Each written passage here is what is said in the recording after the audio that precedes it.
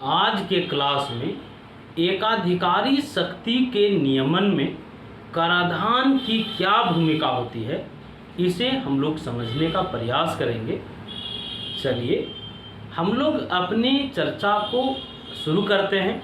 हम लोग एकाधिकारी के बारे में जानते हैं कि एकाधिकारी अकेला विक्रेता होता है और एकाधिकारी जिस वस्तु का उत्पादन करता है, एकाधिकारी जिस वस्तु का विक्रय करता है, उस वस्तु का बाजार में प्रतिस्थापक वस्तु भी नहीं रहता है। एकाधिकारी के शक्ति को नियंत्रित करने के लिए सरकार करारोपण का सहारा लेती है। एकाधिकारी उपभोक्ताओं का शोषण न कर सके या उपभोक्ताओं का शोषण कम कर सके, इसके लिए सरकार टैक्सेशन का सहारा लेती है। सरकार एकाधिकारी के शक्ति को कंट्रोल करने के लिए मुख्य रूप से दो प्रकार के टैक्स लगाती है। कौन कौन टैक्स? एक मुक्त कर और दूसरा विशिष्ट कर। चलिए हम रिपीट कर ले। हम लोग देखें, एकाधिकारी उपभोक्ताओं का शोषण नहीं कर सके या एकाधिकारी फर्म उपभोक्ताओं का शोषण बहुत कम कर सके, इसके लिए सरकार क्या करती है? तो एकाधिकारी के ऊपर टैक्स लगाती है। एकाधिकारी के ऊपर दो प्रकार के टैक्स लगाती है। कौन कौन से टैक्स? तो पहला एक मुक्त कर और दूसरा विशिष्ट कर। हम लोग एक मुक्त कर और विशिष्ट कर को थोड़ा सा देख लें कि एक मुक्त कर लगने से एकाधिकारी पर क्या प्रभाव पड़ेगा, उपभोक्ता के कल्याण पर क्या प्रभाव पड़ेगा, उपभोक्ता के उपभोग स्तर पर क्या प्रभाव पड़ेगा। इन तमाम बातों को हम लोग समझने का प्रयास करें। एक मुक्त कर एकाधिकारी के लिए कुल स्थिर लागत के जैसा होता है। सरकार एकाधिकारी के ऊपर एक बार में ही एक मुश्त टैक्स लगाती है और यह एकाधिकारी के लिए TFC के समान होता है। मतलब एक मुश्त कर के माध्यम से सरकार एकाधिकारी के प्रॉफिट को आधा, कुछ या पूरा उससे लेने का प्रयास करती है। एक मुश्त कर के माध्यम से सरकार प्रयास करती है कि एकाधिकारी को जो लाभ हो रहा है उस लाभ को सरकार उससे छीन ले। लेकिन आपके दिमाग में ये बात आ सकता है कि एकाधिकारी के ऊपर जब टैक्स लगेगा तो एकाधिकारी भी चाहेगा कि टैक्स को वस्तु के मूल्य में स्थानांतरित कर दे। यदि एकाधिकारी फर्म टैक्स को वस्तु के मूल्य में स्थानांतरित करने में सफल हो जाएगा तो एकाधिकारी का जो प्रॉफिट है उसे सरकार नहीं छीन पाएगी। लेकिन जो एक मुश्त कर होता है ये कुल स्थिर लागत के समान होता है। ये वस्तु के प्रति इकाई कीमत पर नहीं लगाया जाता है, बल्कि एक मुश्त कर एकाधिकारी को एक बार में ही देना पड़ता है। तो एकाधिकारी एक मुश्त कर को वस्तु के प्रति इकाई कीमत में स्थानांतरित करने में सफल नहीं होता है। तो हम लोग यहाँ जो समझे कि एक मुश्त कर के माध्यम से एकाधिकारी का जो लाभ है वो सरकार ले लेती है और एकाधिकारी वस्तु के कीमतों को बढ़ा नहीं सकता है। मतलब एक मुश्त कर को वस्तु के प्रति इकाई कीमत में ये स्थानांतरित करने में सफल नहीं हो पाता है। चलिए इन बातों को हम लोग डायग्राम के माध्यम से समझें कि एक मुश्त कर का एकाधिकारी के लाभ पर क्या प्रभाव पड़ेगा, एक मुश्त कर का उपभोक्ता के कल्याण पर क्या प्रभाव पड़ेगा, एक मुश्त कर का उपभोक्ता के उपभोग स्तर पर क्या प्रभाव पड़ेगा। इन तमाम बातों का समाधान हम लोग डायग्राम में ढूंढने का प्रयास करते हैं। चलिए हम लोग अभी तक देखें कि एकाधिकारी शक्ति के नियमन के लिए सरकार क्या करेगी, तो कर लगाएगी। कितने तरह का? तो दो। पहला हम लोग देखें एक मुश्त कर सरकार लगाई और दूसरा हम लोग देखें कि सरकार विशिष्ट कर लगाई। विशिष्ट कर, एक मुश्त कर के बारे में हम लोग देखें कि एकमुश्त कर एकाधिकारी के लिए कौन सा लागत के समान होता है, तो TFC के समान होता है। यहां से जो प्रश्न बनता है वो ध्यान से सुनिएगा कि वह कौन सा टैक्स है जिसके माध्यम से सरकार एकाधिकारी के लाभ को प्राप्त करने में सफल हो जाती है। तो इसका जवाब है कि वह टैक्स एकमुश्त कर है।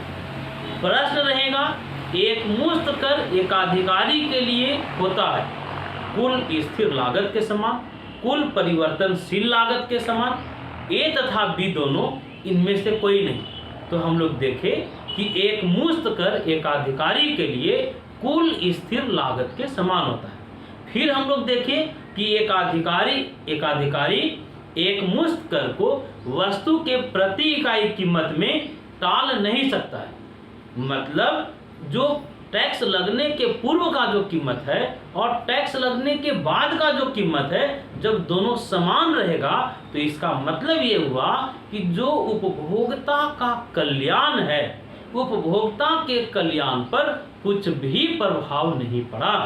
मतलब एकमुश्त कर लगाने से उपभोक्ता के कल्याण में कमी नहीं होती है। चलिए डायग्राम के माध्यम से इसे समझें।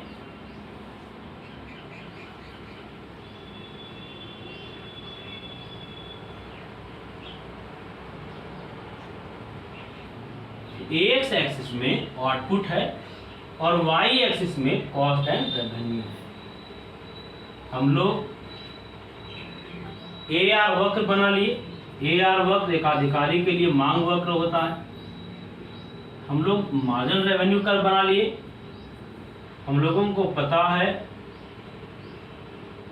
कि AC वक्र अंग्रेजी अक्षर U के आकार का होता है। AMC वक्र हम लोग बना लेते हैं।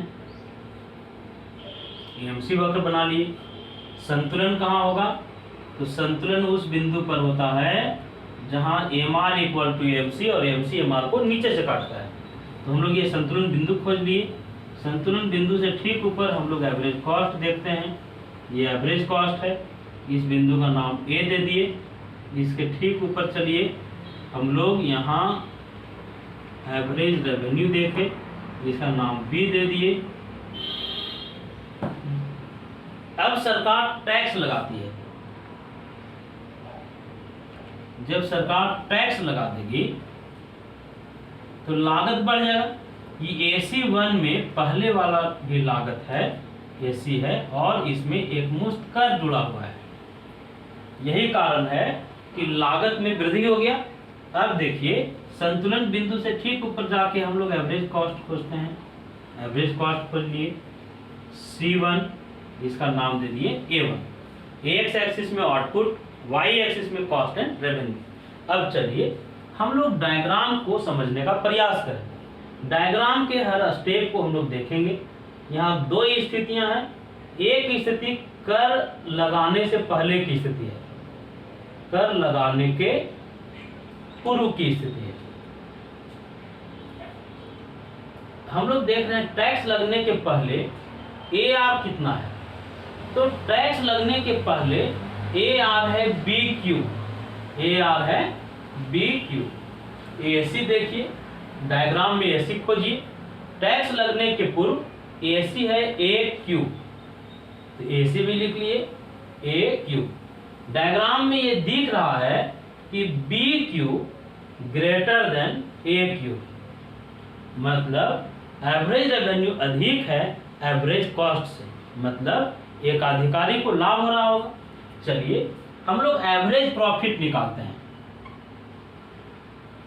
एवरेज प्रॉफिट निकालें। एवरेज प्रॉफिट इक्वल टू होता है AR माइनस AC।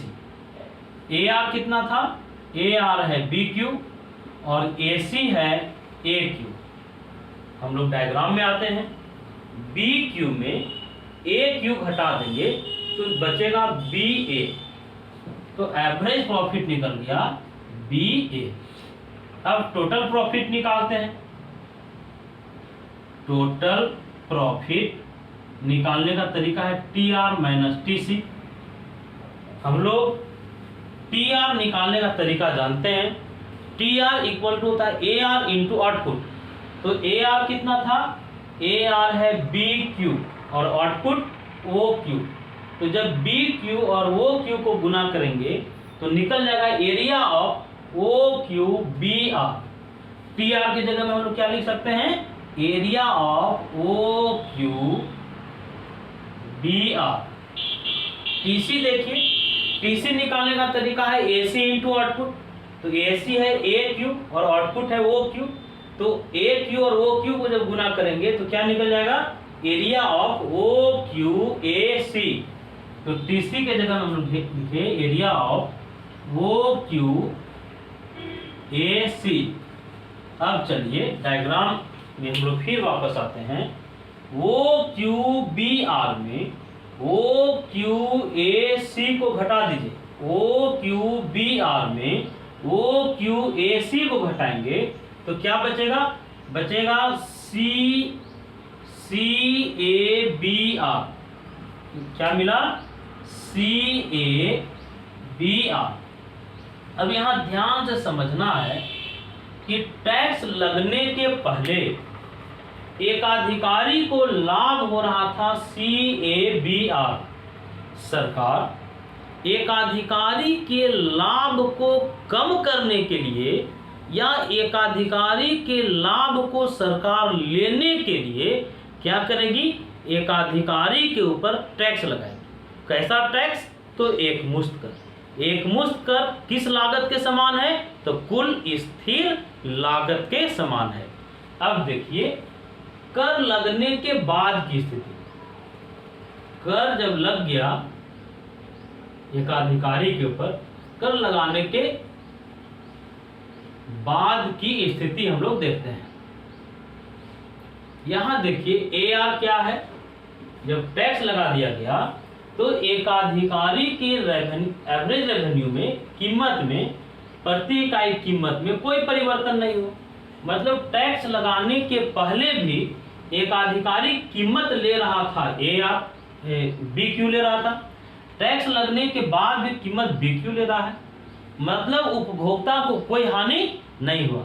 जब सरकार एकाधिकारी के ऊपर टैक्स भी लगा दी तो एकाधिकारी टैक्स को वस्तु के कीमत में शामिल नहीं कर पाया। मतलब कीमत में कोई परिवर्तन नहीं हुआ। जब कीमत में कोई परिवर्तन नहीं होगा तो निश्चित रूप से उपभोक्ता के कल्याण पर कोई प्रभाव नहीं पड़ेगा। अब यहाँ देखिए जब टैक्स लग गया तो एकाधिकारी का जो लागत है वो बढ़ गया। एकाधिकारी का लागत अब जो है हो गया A1Q। टैक्स लगने के पहले लागत था AQ, मतलब टैक्स लगने के पहले लागत कम था। टैक्स जब लग गया तो एकाधिकारी का लागत बढ़ गया। अब प्रॉफिट निकालेंगे। एवरेज प्रॉफिट निकालने के लिए AR में लागत एवरेज कॉस्ट घटाएंगे, मतलब BQ माइनस A1Q। अब देखिए हम लोग BQ में A1Q घटाएंगे तो BA1 निकलेगा। BA1 हम लोग देख रहे हैं कि टैक्स लगने के पहले एकाधिकारी को लाभ हो रहा था BA। एवरेज प्रॉफिट जो हो रहा था वो था BA। टैक्स लगने के बाद उसका प्रॉफिट है BA1। मतलब टैक्स लगने के बाद एकाधिकारी का जो औसत लाभ है वो घट गया। तो इसका मतलब जब औसत लाभ घटा तो कुल लाभ भी घटा होगा। देखते हैं टोटल प्रॉफिट निकालने का फॉर्मूला है TR माइनस TC। TR कैसे निकालते हैं, तो AR इंटू आउटपुट। चलिए निकालिए। AR कितना था, AR है BQ। आउटपुट कितना है, तो आउटपुट है OQ। यहाँ ध्यान से देखिएगा कि टैक्स लगने के पहले भी एकाधिकारी OQ बेच रहा था और टैक्स लगने के बाद भी एकाधिकारी OQ की पूर्ति कर रहा है। मतलब टैक्स लगने के पहले भी विक्रेता जो ग्राहक है वो क्यों खरीद रहा था, और टैक्स लगने के बाद भी ग्राहक वो क्यों ही खरीद रहा है। मतलब ग्राहकों के लाभ में किसी या ग्राहकों के कल्याण में किसी तरह का कोई परिवर्तन नहीं हुआ है। टैक्स लगने के पूर्व भी ग्राहक कीमत दे रहा था बी क्यू, प्रति इकाई कीमत दे रहा था बी क्यू, और खरीद रहा था वो क्यू। टैक्स लगने के बाद भी कीमत दे रहा है बी क्यू और खरीद रहा है वो क्यू। मतलब टैक्स लगने के बाद और टैक्स लगने के पहले ग्राहक का जो कल्याण है उसमें कोई परिवर्तन नहीं हुआ। अब हम लोग देखते हैं टैक्स लगने के बाद टी आर कितना हो जाता है, तो B Q into O Q, B Q और ओ क्यू को गुना करेंगे तो हो जाएगा O Q B R, area of O Q B R. TC निकालिए, टीसी का फॉर्मूला है एसी इंटू आउटपुट। चलिए एसी के जगह में हम लोग लिख सकते हैं A1Q और आउटपुट वो क्यू। अब ध्यान से यहाँ देखा जाए एसी कितना हो जाएगा, एसी हो जाएगा OQ A1C1। क्या हो जाएगा, OQ A1C1।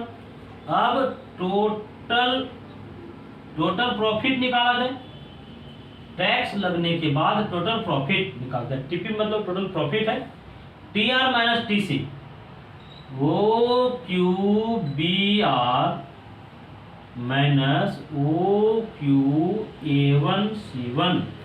अब डायग्राम पर हम लोग वापस आते हैं। ओ क्यू बी आर में ओ क्यू A1C1 को जब घटाएंगे, ध्यान से देखिए, ओ क्यू बी आर में ओ क्यू A1C1 को घटाएंगे तो हम लोगों को मिलेगा C1A1BR। क्या मिल गया, मिल गया C1A1BR। अब यहां ध्यान से आप देखिए, टैक्स लगने के पहले लाभ, कुल लाभ कितना हो रहा था। जब सरकार टैक्स नहीं लगाई थी तो एक अधिकारी का कुल लाभ था CABR। टैक्स लगने के पूर्व लाभ, कर के पूर्व लाभ कितना था, कुल लाभ था, टोटल लाभ हम लोग देखें टैक्स लगाने के पहले हो रहा था CABR, और कर लगाने के बाद, कर लगाने के बाद टोटल प्रॉफिट कितना हो रहा है, टोटल प्रॉफिट हो रहा है C1A1BR। बोलिए C1A1BR। अब हम लोग डायग्राम से देखिए कि टैक्स लगने के पहले एक अधिकारी का लाभ था CABR। जब उस पर एक मुश्त कर लगा दिया गया तो उसका लाभ हो गया C1A1BR। इसका मतलब यह है कि टैक्स लगने के बाद एक अधिकारी के लाभ में कमी हुई, एक अधिकारी का लाभ घट गया। लाभ में कितना कमी हुआ,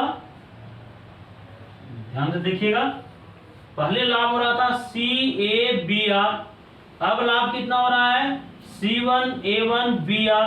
इसका मतलब CAA1C1 कितना, CAA1C1 जो है ये लाभ, ये जो लाभ था एक अधिकारी का, जो अतिरिक्त लाभ था, ये सरकार ले ली।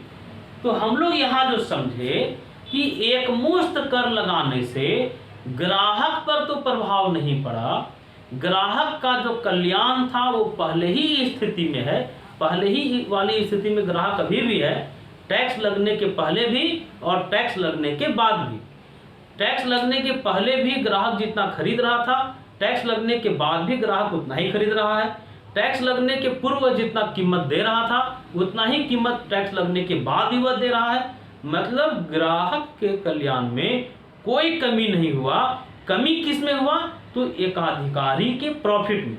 सरकार क्या की, उसके प्रॉफिट को, एक अधिकारी के प्रॉफिट को एक मुश्त कर के माध्यम से, एक अधिकारी के पैकेट से सरकार निकाल कर अपने जेब में रख ली। अब हम लोग जानते हैं कि जब सरकार का इनकम बढ़ा तो सरकार उपभोक्ताओं को अनुदान वगैरह के माध्यम से या अन्य सहायता के माध्यम से ग्राहक के पैकेट पे वही पैसा डाल सकती है। इस बात को फिर से रिपीट करते हैं, सरकार क्या की, एक अधिकारी के लाभ को ले ली और सरकार उस लाभ को ग्राहकों तक हस्तांतरणीय भुगतानों के माध्यम से, आर्थिक मदद के माध्यम से सरकार पहुंचाने का काम कर सकती है। तो इस तरह से हम लोग देखें कि एकाधिकारी शक्ति के नियमन में सरकार कितने तरह का टैक्स का प्रयोग की, 2 प्रकार का। कौन कौन? एक मुश्त कर, हम लोग एक मुश्त कर को समझ लिए। अब चलिए हम लोग विशिष्ट कर को समझने का प्रयास करें। हम लोग विशिष्ट कर को भी डायग्राम के माध्यम से समझेंगे और डायग्राम का पूरा सटीक विश्लेषण करेंगे। इसलिए ध्यान से आप विशिष्ट कर खुद समझिएगा, उससे क्या ऑब्जेक्टिव बन सकता है उसको भी समझना है।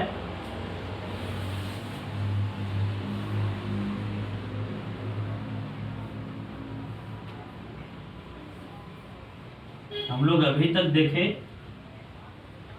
कि एकाधिकारी शक्ति को कंट्रोल करने के लिए, नियमन करने के लिए सरकार क्या करती है, टैक्स लगाती है। कितने तरह का टैक्स? तो 2 तरह का। कौन कौन सा टैक्स? तो एक हम लोग देखें एक मुश्त कर और दूसरा देखें विशिष्ट कर।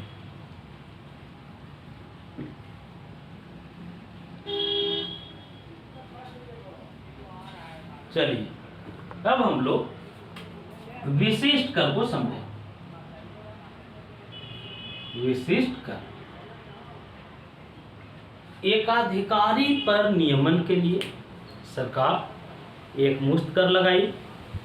एक मुश्त कर से जो प्रश्न बन सकता था कि एक मुश्त कर एकाधिकारी के लिए कौन सा लागत था, तो टीएफसी था। एक मुश्त कर का नकारात्मक प्रभाव उपभोक्ता के कल्याण पर नहीं पड़ रहा था। एक मुश्त कर को एकाधिकारी कीमतों में स्थानांतरित नहीं कर पा रहा था और एक मुश्त कर के माध्यम से एकाधिकारी के पैकेट का लाभ सरकार निकाल कर अपने पैकेट में डाल रही थी। अब चलिए हम लोग विशिष्ट कर को समझें। विशिष्ट कर एकाधिकारी के लिए परिवर्तनशील लागत के समान होता है और विशिष्ट कर वस्तु के प्रति इकाई कीमत पर लगाया जाता है। एक बार फिर से सुनिएगा, विशिष्ट कर किस लागत के समान है, तो परिवर्तनशील लागत, कुल परिवर्तनशील लागत के समान है। यहाँ से ऑब्जेक्टिव बनता है कि एक मुश्त कर कौन सा लागत के समान था, स्थिर लागत, और विशिष्ट कर किस लागत के समान है, तो परिवर्तनशील लागत के समान है। विशिष्ट कर वस्तु के प्रति इकाई कीमत पर लगाया जाता है। विशिष्ट कर की स्थिति में एकाधिकारी क्या करेगा कि जितना सरकार टैक्स लगाई है उतना एकाधिकारी वस्तु के प्रति इकाई कीमत में वृद्धि करके ग्राहकों से वसूलने का प्रयास करेगा। मतलब विशिष्ट कर से जो उपभोक्ता का कल्याण है ये प्रभावित होगा। हम लोग ये समझे थे कि एक मुश्त कर से उपभोक्ता का कल्याण प्रभावित नहीं हुआ था। एकाधिकारी का प्रॉफिट घटा था और उस प्रॉफिट को सरकार ले ली थी, लेकिन विशिष्ट कर के संदर्भ में ये बातें लागू नहीं हो पाती है। विशिष्ट कर वस्तु के प्रति इकाई कीमत पर लगाया जाता है। विशिष्ट कर परिवर्तनशील लागत के समान होता है। जब सरकार एकाधिकारी के ऊपर विशिष्ट कर लगाती है तो उतना ही कीमत एकाधिकारी बढ़ा देता है। मतलब विशिष्ट कर का जो भार है वह एकाधिकारी के ऊपर नहीं पड़ता है, बल्कि विशिष्ट कर का भार ग्राहक के ऊपर पड़ता है। विशिष्ट कर का अंतिम भुगतान कहीं न कहीं कौन करता है, तो ग्राहक करता है। चलिए हम लोग ये समझने का प्रयास करें कि विशिष्ट कर का नुकसान किसको होगा, तो ग्राहक को होगा, एकाधिकारी को कोई नुकसान नहीं होगा। हम लोग डायग्राम के माध्यम से समझें। बहुत सिंपल डायग्राम है, जब डायग्राम के हर स्टेप को आप समझिए। एक्स एक्सिस में आउटपुट है और वाई एक्सिस में कॉस्ट एंड रेवेन्यू है। AR वक्र बना लिए, AMR वक्र बना लिए। हम लोग जानते हैं औसत लागत वक्र किस आकार का होता है, AC हम लोग बनाए जो अंग्रेजी अक्षर U के आकार का है। ये AMC वक्र बनाए। हम लोग संतुलन बिंदु को खोजे, ये संतुलन बिंदु है। इसके ठीक ऊपर हम लोग एवरेज कॉस्ट देख रहे हैं, इसके ठीक ऊपर आइए एवरेज रेवेन्यू है। इस पॉइंट का नाम दे दिए A, इसका नाम दे दिए B। ये कॉस्ट था, ये रेवेन्यू था। एक्स एक्सिस में आउटपुट है, वाई एक्सिस में कॉस्ट एंड रेवेन्यू है। अब ध्यान दीजिएगा, सरकार क्या की, एकाधिकारी के ऊपर टैक्स लगा दी।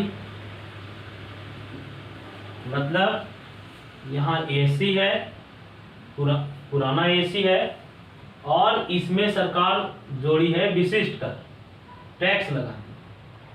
तो हम लोग देखें लागत बढ़ गया, लेकिन यहाँ परिवर्तन, यहाँ जो सीमांत लागत है वो चेंज हो जाएगा।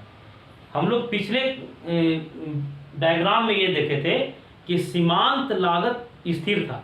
रीजन, क्योंकि जो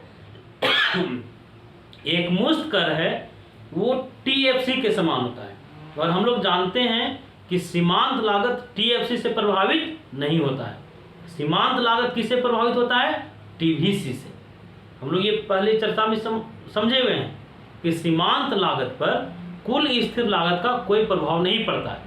और चूंकि एक मुश्त कर किस तरह का लागत था, तो TFC, इसलिए उससे वो प्रभावित नहीं हो रहा था। यहाँ हम लोग देखें कि जो विशिष्ट कर है ये TVC के समान है। ये वस्तु के प्रति इकाई कीमत पर लगाया गया, वस्तु के प्रति इकाई कीमत पर ये लगा, कीमत पर लगता है। तो